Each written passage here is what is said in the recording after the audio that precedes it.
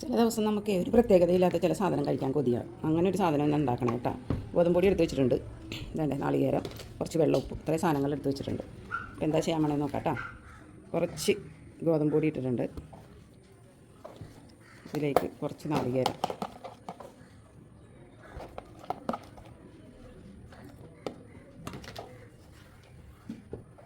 ആവശ്യത്തിന് ഉപ്പ്, കുറച്ച് വെള്ളം,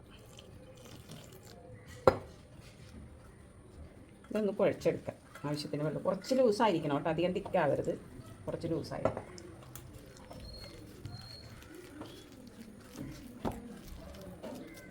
ഇതാണ് അതിൻ്റെ കണക്ക്, വേണ്ട കുറച്ച് ലൂസ്. ഇത് നമുക്ക് എന്താ ചെയ്യണമെന്ന് നോക്കാം. വയോ വയോ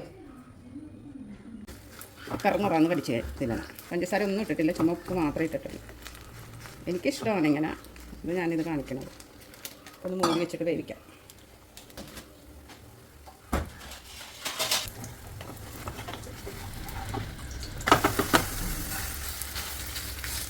അത് നല്ല മുരിയട്ടെ ഇടക്കിടക്ക്.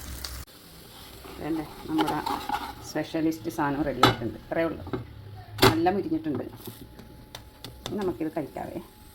അപ്പോൾ നമ്മുടെ കേക്ക് ഞാൻ മുറിച്ചെടുക്കണം. ഇത് എന്തായാലും ഇത് നല്ല തിക്കുണ്ട്, ഇത് ഒരാൾക്ക് ഇതിൻ്റെ ഫുള്ള് കഴിക്കാൻ പറ്റില്ല കേട്ടോ. അപ്പോൾ അതൊന്ന് മുറിച്ചിട്ടുണ്ട്. അതിൻ്റെ 2 കഷ്ണം ഞാൻ എടുക്കുന്നുണ്ട്.